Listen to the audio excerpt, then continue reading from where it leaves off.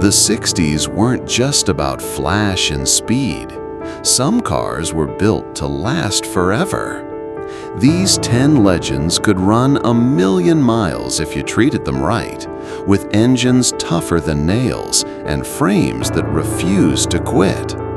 They weren't just cars, they were ironclad workhorses that proved reliability can be just as legendary as style.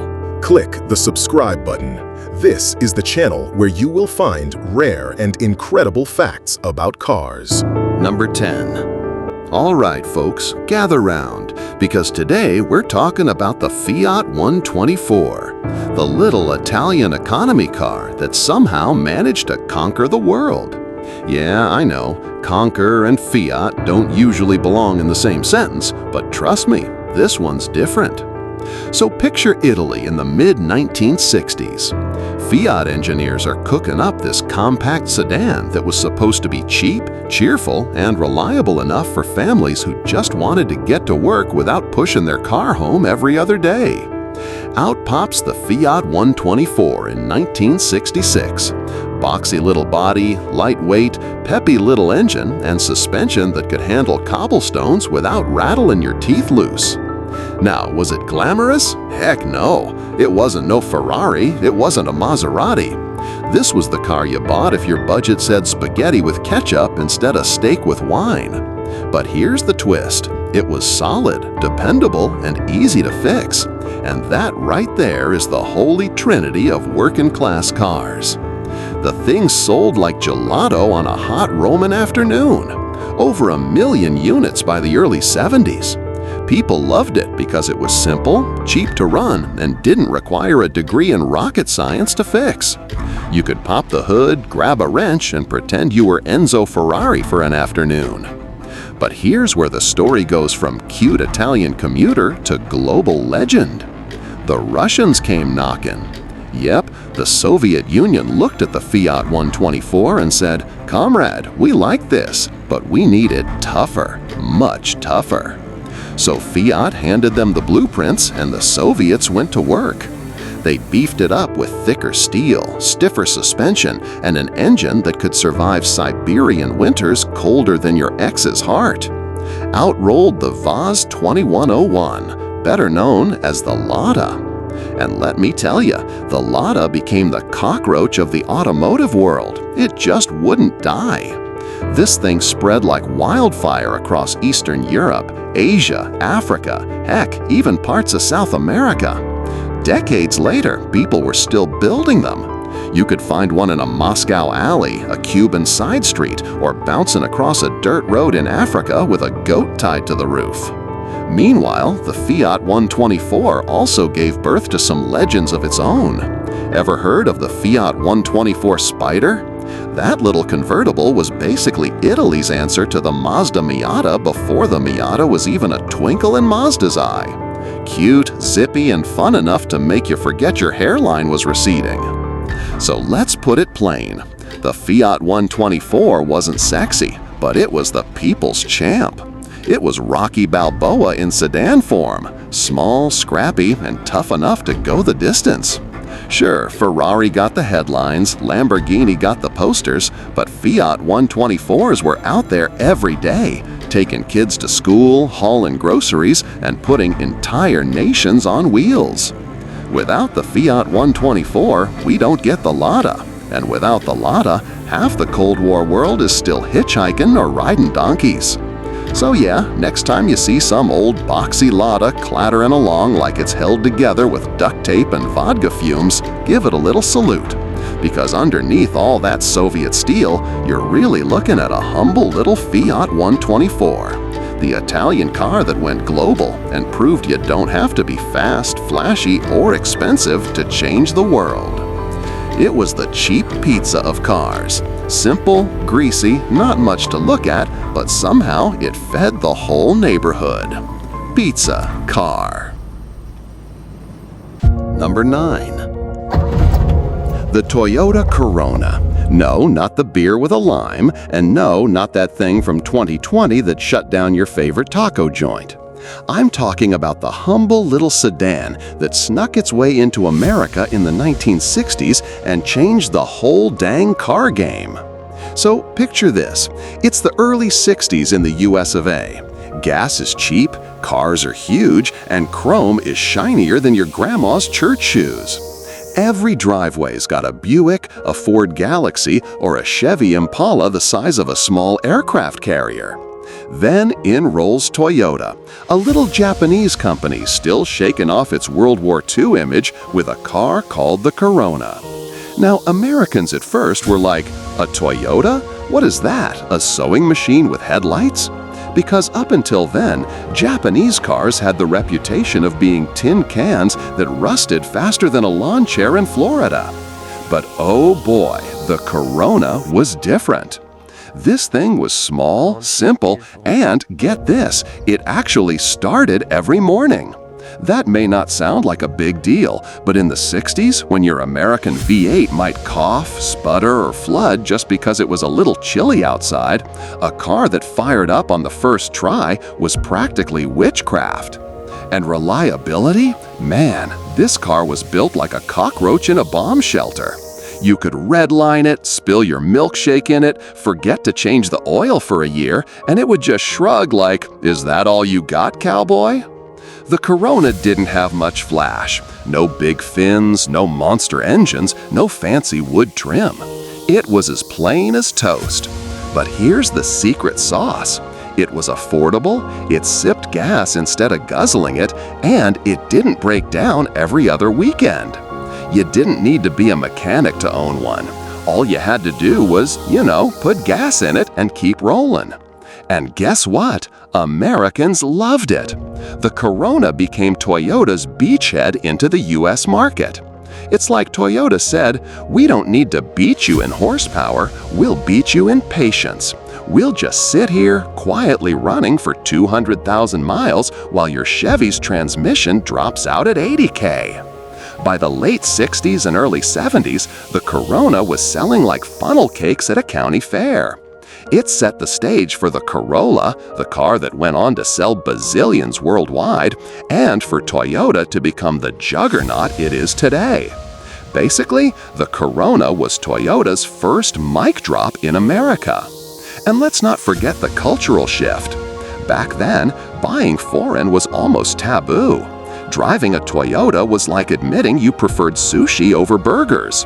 But once people realized the Corona just kept running while their neighbor's Oldsmobile was stranded on the shoulder with steam pouring out the hood, the tide started turning. Suddenly, Japanese cars weren't a joke, they were the future.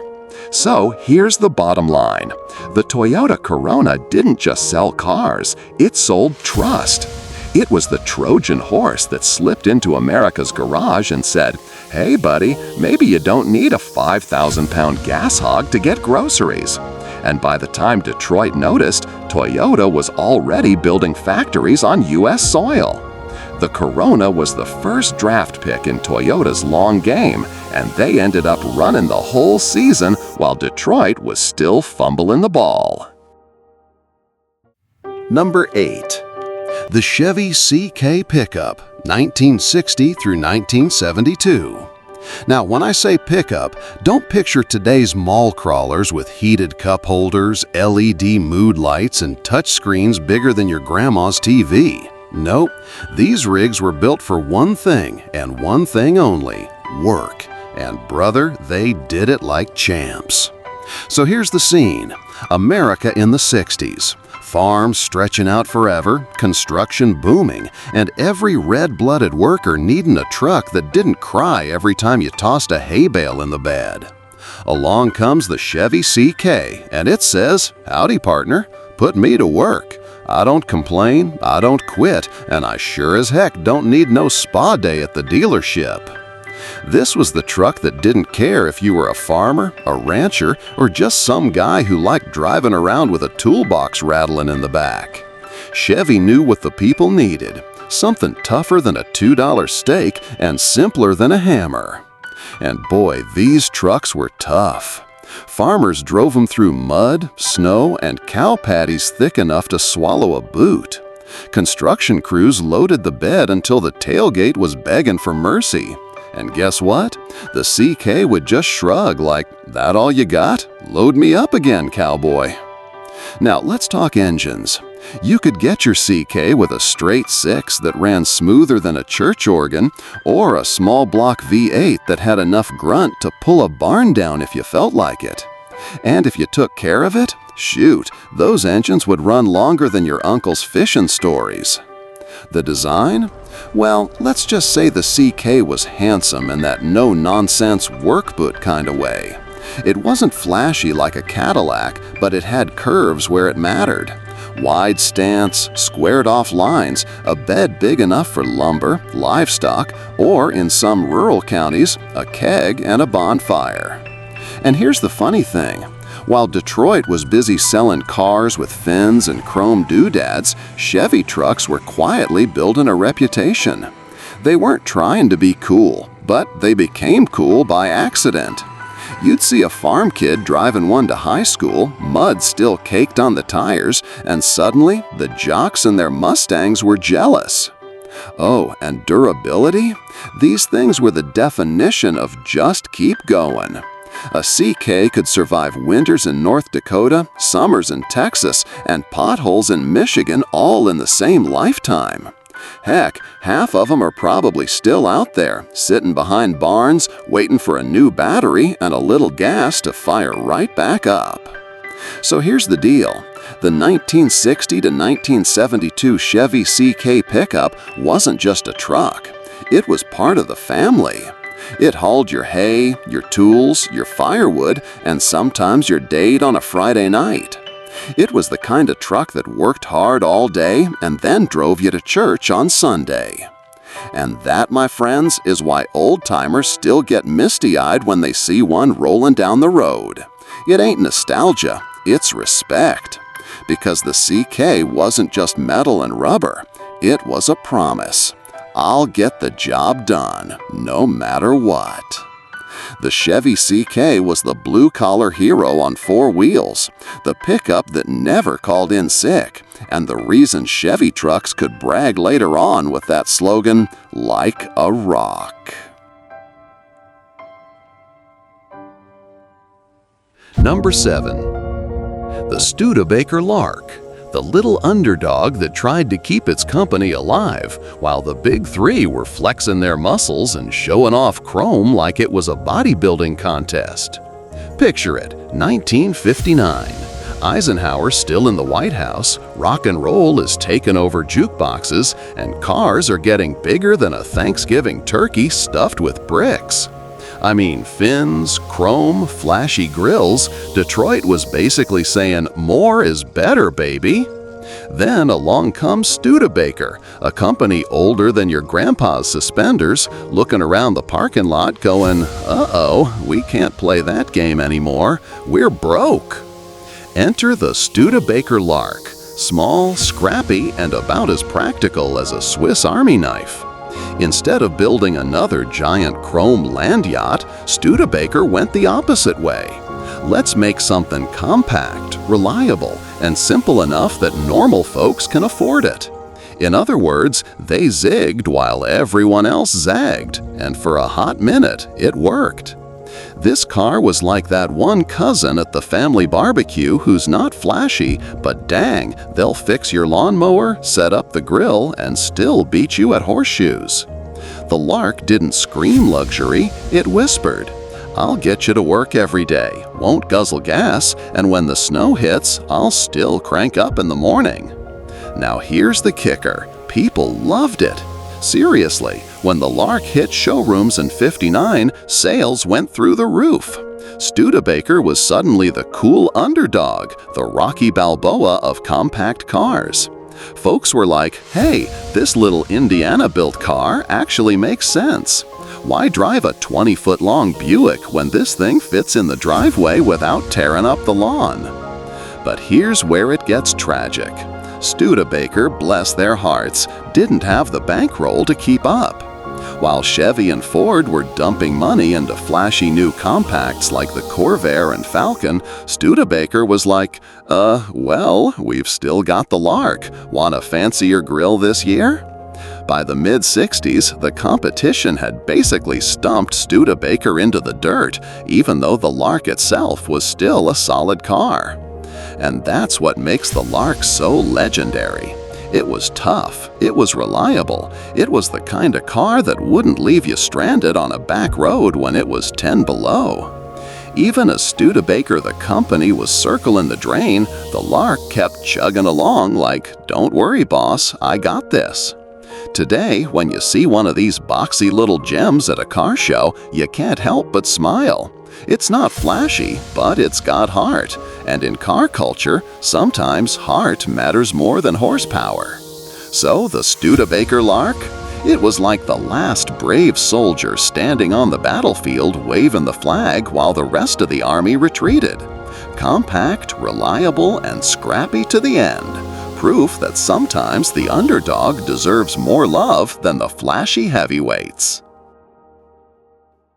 Number 6. The Dodge D-Series pickup, 1961 to 1971.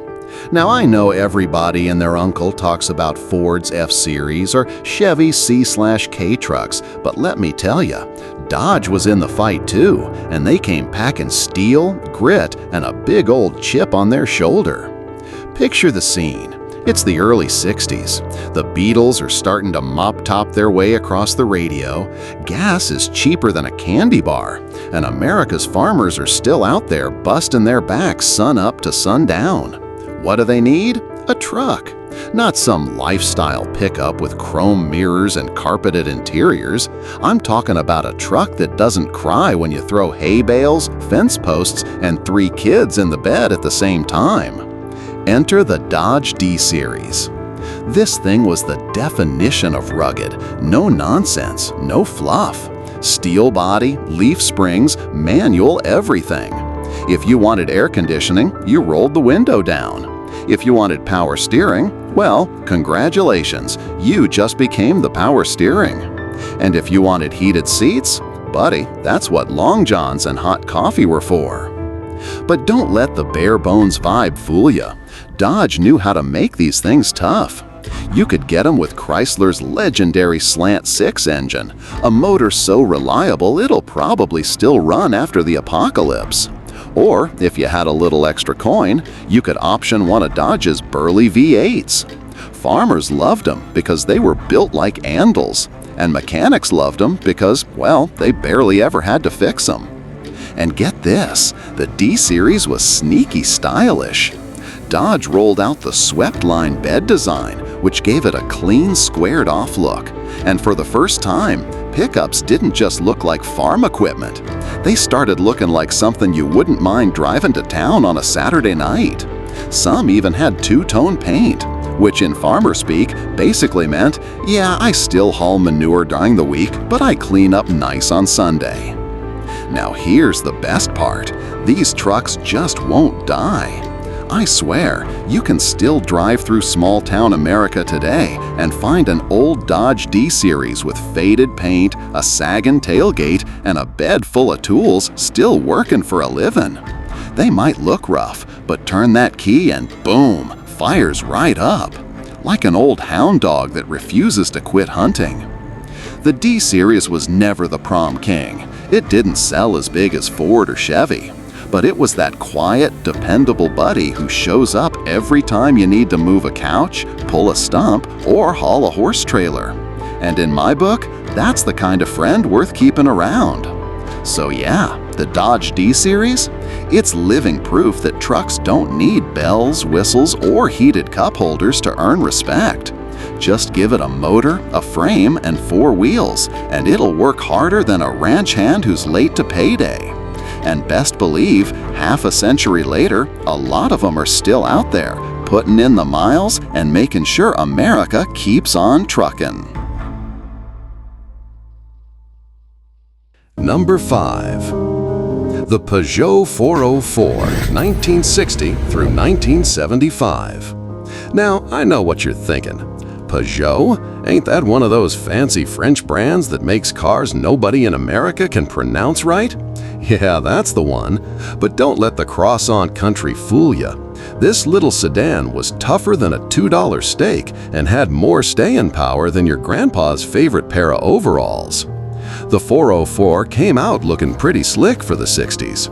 It had clean lines, chrome trim, and this almost Italian flair, 'cause Pininfarina, the same folks who styled Ferraris, put their magic touch on it. So yeah, technically it was a French car with Italian looks, kinda like a baguette wrapped in prosciutto. Fancy, but still practical. But here's where it gets funny. While most cars from the 60s got pampered in American suburbs, washed every Sunday, waxed twice a month, maybe cruised down Main Street for the sock hop, the Peugeot 404 was out there in Africa getting absolutely thrashed. I'm talking about potholes the size of swimming pools, heat that could melt your shoelaces, and roads that looked more like goat trails. And what did the 404 do? It just shrugged and kept on going. See, Peugeot built this thing like a tank in a tuxedo. Sturdy suspension, high ground clearance, simple as a hammer mechanics. And you could get it with a diesel engine that sipped fuel so slow it was basically running on fumes and stubbornness. Taxi drivers in Africa loved them so much, they'd run the same 404 for decades. Some of those cabs have odometers that spun around more times than a DJ's turntable. Here in the States, we brag about our trucks lasting 200,000 miles. A Peugeot 404 taxi in Cameroon hears that and goes, "Aw, that's cute, I just crossed 1,000,000. Seriously, folks call these things indestructible, and they mean it. You could drive one straight through the Sahara, hit a sandstorm, smack into a goat, bounce off a boulder, and the car would still start the next morning like, "Bonjour, let's keep rolling." And don't get me wrong, it wasn't flashy, it wasn't fast. Nobody's writing songs about the Peugeot 404 like they do about Corvettes or Mustangs. But when it came to survival of the fittest, this thing was the Clint Eastwood of family sedans. Quiet, tough, and always the last one standing. So next time you see an old Peugeot 404 in some dusty corner of the world with faded paint, a roof rack piled 10 feet high, and maybe a chicken riding shotgun, give it a little nod of respect. That car ain't just transportation, it's living history on 4 wheels. Number 4. All right, y'all. Grab your hiking boots, your bug spray, and maybe a canteen of sweet tea, 'cause we're about to talk about a rig so legendary, so unstoppable, it could probably drive across the moon if you gave it half a chance. I'm talking about the Toyota Land Cruiser J40, 1960 to 1984, the Chuck Norris of 4x4s. Now here in the States, when folks think tough truck, they think about Fords, Chevys, or Dodges. But let me tell you something, brothers and sisters. Out in the wild, I mean the real wild, where lions roam, rivers swallow Jeeps whole, and the roads look like Mother Nature had a bad day with a jackhammer, the Land Cruiser J40 was king of the jungle. Picture this, you're in the middle of the Amazon rainforest. The mud is deeper than your ex's drama, and the humidity is so high your socks feel like wet tortillas. Most trucks, they'd tap out faster than a kid in gym class. But the J40? Nope. That bad boy just grinds forward like rainforest ain't nothing but a damp driveway. Or let's say you're in the Sahara Desert. Heat index hotter than the devil's armpit. Sand dunes tall enough to make roller coasters jealous. The Land Cruiser drops into 4 low, crawls up those dunes like it's climbing grandma's porch steps, and just keeps going till you run out of snacks. And don't even get me started on the mountains. While other rigs are busy overheating, breaking axles, or rolling back down like sad bowling balls, the J40 is just chugging along like a mountain goat with steel hooves. See, Toyota built this thing with one idea in mind: reliability at all costs. straight axles, leaf springs, a bulletproof straight-six engine that would run forever as long as you gave it oil and the occasional pat on the hood. You could leave a Land Cruiser parked in the jungle for 10 years, come back, slap the battery in, and it'd fire up like it was late for church. That's why you'll still find J40s running in Africa, South America, Australia, and pretty much anywhere roads are more theoretical concept than reality. Out there, the J40 isn't just a car, it's survival. Doctors Without Borders used them, farmers used them, soldiers used them. Heck, even poachers probably tried to use them, but the Land Cruiser was too loyal, probably drove itself back to the ranger station like, "Boss, you won't believe what this guy tried to do." And let's be real, it had style too. Boxy, utilitarian, no nonsense. Looked like it was carved from a solid block of determination. Not pretty like a Ferrari, not glamorous like a Cadillac, but when you saw one rolling up, you knew whoever was behind the wheel meant business. Bottom line, the Land Cruiser J40 wasn't just transportation, it was a passport. It said, "Yeah, I can take you there. Jungle, desert, mountain, war zone, doesn't matter. Hop in." And while today's SUVs come with heated cup holders, Bluetooth, and enough electronics to launch a rocket, the old J40 just smirks from the corner of the barnyard, covered in mud, and says, "Cute, call me when you've survived a decade in the Congo."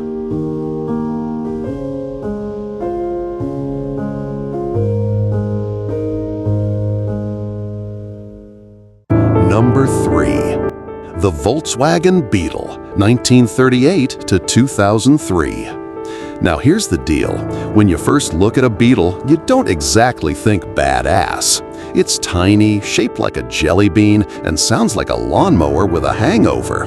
But let me tell you, underestimate a Beetle and it'll make you look like a fool faster than a dude trying to do the Macarena at a wedding in 2025. See, the Beetle was born back in the late 30s with one goal: be the people's car. Cheap, simple, easy to fix, and able to haul your family, your groceries, and maybe even a goat or two if you tied them down right. Fast forward to the 1960s, and suddenly the thing was everywhere. Like seriously, you couldn't throw a lava lamp without hitting a Beetle. Hippies loved it, students loved it, families loved it, mechanics loved it. Heck, even folks who normally hated cars ended up with one because it just wouldn't die. Let's talk mechanics. The Beetle had this little air-cooled flat-4 engine in the back. No radiator, no coolant, none of that "oops, my head gasket blew" nonsense. It was as basic as peanut butter on toast. That engine could run with half its parts missing, and it sounded like it was laughing at you while it did it. Mechanics all over the globe knew exactly how to work on one. From the back streets of Mexico City to some dirt road in Kenya, somebody, somewhere, knew how to fix your Beetle with nothing but duct tape, pliers, and maybe a hammer. And durability? Man, Beetles were like cockroaches on wheels. I've heard stories of these things starting up after being underwater in a flood, after sitting in a barn for 20 years, or even after being rolled down a hill by some college kid who thought gravity was a science experiment. The Beetle just dusts itself off, fires up, and says, "Is that all you got?" But here's the kicker. It wasn't just tough, it had personality. You didn't drive a Beetle, you bonded with it. They all had quirks: doors that squeaked like a rusty screen door, heaters that blew lukewarm at best, and an engine note that went put-put-put like a happy puppy trotting behind you. You could paint it psychedelic rainbow, cover it in flower decals, or leave it bone stock, and it still felt like a friend more than a car. That's why it became a cultural icon. In the 60s, Beetles were practically the unofficial car of the counterculture. Cheap enough for broke students, reliable enough for cross-country road trips, and goofy enough to make you look approachable even if you smelled like patchouli and hadn't showered since Woodstock. And of course, Hollywood turned it into a star. Herbie the Love Bug made the Beetle a household name. Suddenly, this little bug-shaped car was outshining Ferraris and race cars on the big screen. Now, don't get me wrong, a Beetle wasn't fast. On a good day, downhill with a tailwind, it might hit 70 miles an hour. Uphill, forget it. You'd be downshifting so much you'd feel like you were stirring soup. But speed wasn't the point. The point was, it never quit. The Beetle was about getting you there eventually, no matter how much you abused it. And let's not forget, this thing sold in biblical numbers. By the time production wrapped up in 2003, yes, it kept going that long, especially in Mexico and Brazil. They had built over 21 million of these little dudes. That's not just popular, that's Beatles-level popular. And I don't mean Volkswagen Beatles, I mean John, Paul, George, and Ringo. So, to sum it up, the Volkswagen Beetle wasn't the fastest, the fanciest, or the flashiest, but it was the people's champ. A simple, air-cooled, nearly unkillable buddy that carried generations across continents, deserts, cities, and dirt roads, usually while smiling, if a car could smile. And today, well, you still see them buzzing around, happy as ever, while newer cars sit in the junkyard because their Bluetooth module fried. The Beetle just chuckles, revs its little putt-putt heart, and says, "Keep your fancy tech, I'll still be running when your grandkids are old."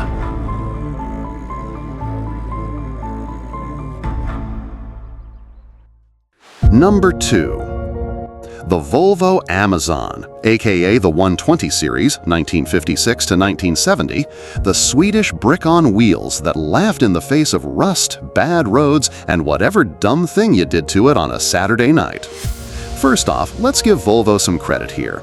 Sweden's not exactly the easiest place to build cars. You've got snow 9 months out of the year, roads that look like the moon's surface, and moose, literal moose, wandering out in front of you like they own the joint.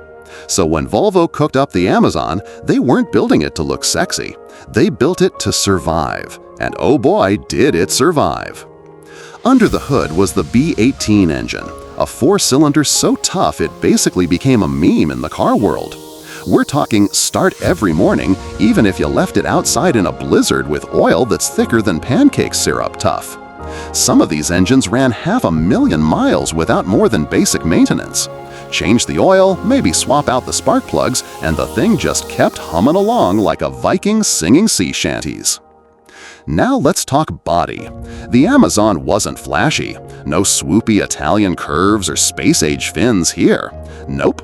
The Amazon was boxy, upright, and proud of it. Built out of Swedish steel so thick, you could probably use one as a panic room during the zombie apocalypse. People used to joke that if you hit something with an Amazon, you'd walk away fine, but the thing you hit? Well, good luck to that. And safety?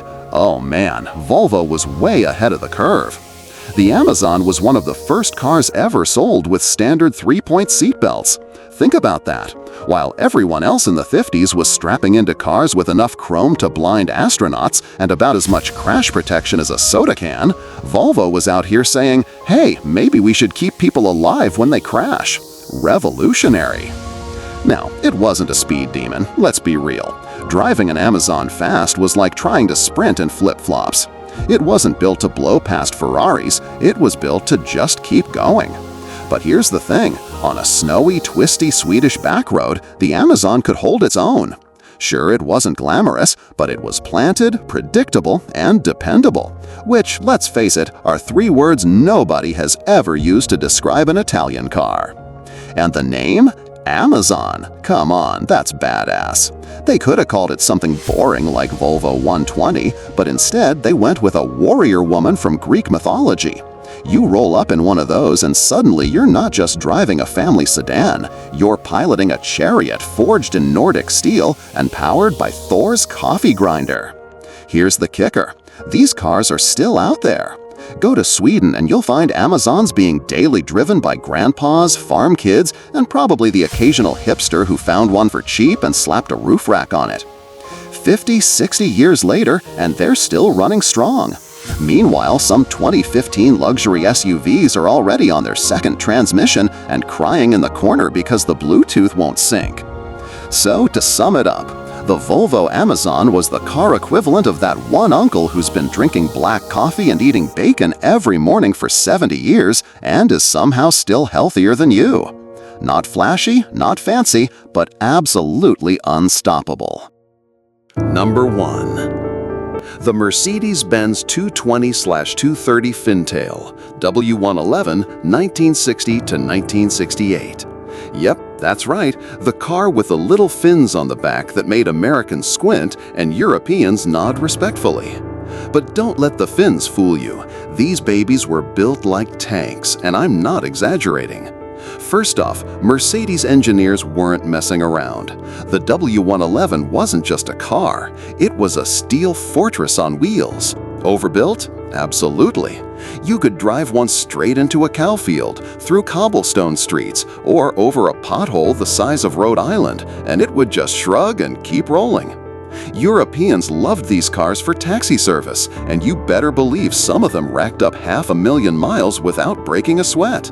That's right, 500,000 miles. For reference, most modern cars start crying at 100K.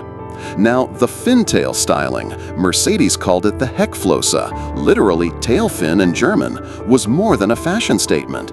It was their way of saying, look sharp, drive safe, and don't worry, we've reinforced every dang panel you'll ever touch. And reinforced they did. Thick steel, over-engineered suspension, and a ride smoother than grandma's mashed potatoes made the Fintail a favorite among executives, government officials, and anyone who wanted to be taken seriously on the Autobahn. Speaking of the Autobahn, these cars were practically designed for it. The engines were solid, the chassis was rock steady, and the handling, predictable and polite. You weren't gonna drift this thing around corners like a rally car, but who cared? You could cruise at legal-ish speeds, or slightly above, and still feel like you were piloting Fort Knox on wheels. And let's not forget the quirks.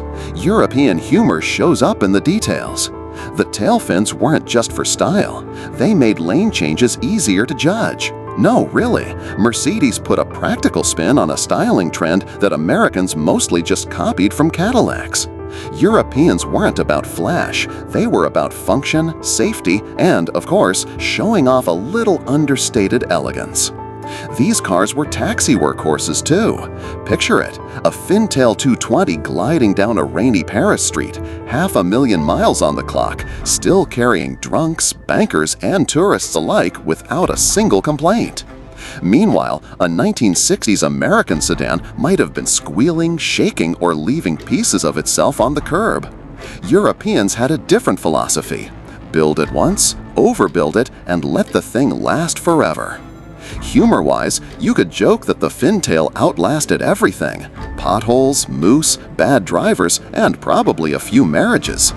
Buy one and you weren't just buying a car, you were buying a rolling monument to German engineering. This wasn't just transportation, it was a lifestyle statement. Yeah, I could go fast, I could go slow, but either way, this car will still be here when your future grandkids are learning to drive. So, if you ever see one of these cruising the streets today, probably painted taxi yellow or polished to a showroom shine, tip your hat. That's a car that's seen decades of traffic jams, autobahns, and beer deliveries, and it's still ticking. Tougher than leather, smoother than your dad's Sunday suit, and yes, still cooler than most modern rides with a touchscreen and 12 cup holders.